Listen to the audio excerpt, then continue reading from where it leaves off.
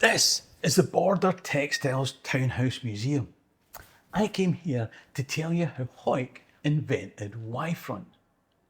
The story starts in Chicago in the deep midwinter of January 1935.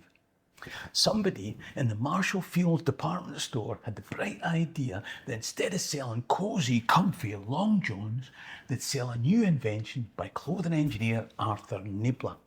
Now, Niebler had made long johns short, added a jockstrap support structure and a gap to release John Thomas, and called them jockey shorts. Anyway, whoever in Marshall Fields department store thought it was a good idea to display these in the window, apparently when a senior manager saw them, he went mental. Whose idea was this?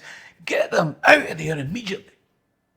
The secretary told another secretary, who passed the message on to the gents department, who told the window display team, and by the time they got the message, an hour had passed, by which time they'd sold 600 pairs. So, jockey shorts were born in Chicago. But when news reached the driving force of Scotland's textile industry here in Hawick, Lyle and Scott decided to grab the jockey shorts with both hands.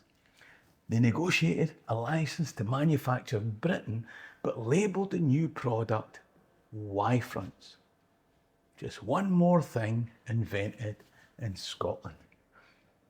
I've made a video about the history of Hawick, and you can see it by clicking somewhere. Or go to my YouTube channel, Scotland History Tours.